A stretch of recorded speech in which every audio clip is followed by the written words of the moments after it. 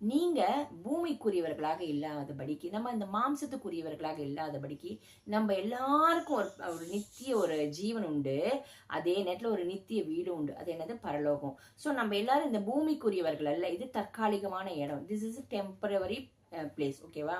நம்ம எல்லாரும் பரலோகத்துக்கு போய் சேர போறோம். அப்ப அதுதான் நம்ம நித்தியமா நம்ம வாழ போற இடம், நித்திய ஜீவன் அடைந்து கொண்டு. அப்ப நம்ம எப்படி இருக்கணுமா? பூமிக்குரியவர்களை யோசிக்க கூடாது, இந்த மாம்சத்துக்குரியவர்களை யோசிக்காதபடிக்கு ஆவிக்குரியவர்களை நம்ம எப்பவுமே யோசிக்கணும். ஆவிக்குரியவர்களாக இருந்தா நம்ம சிந்தனை எப்படி இருக்குமா? ஆவிக்குரிய விஷயங்களே யோசிச்சு கொண்டிருக்கும். ஆவிக்குரிய விஷயங்கள் என்ன?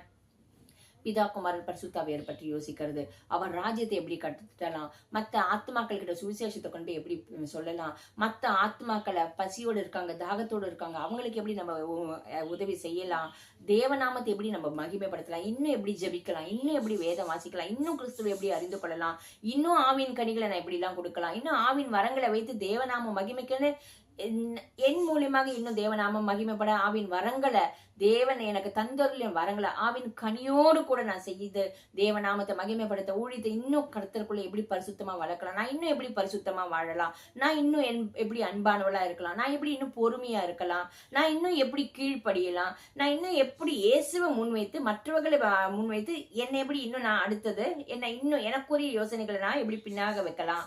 இதெல்லாம் தான் ஆவிக்குரிய விஷயங்கள்.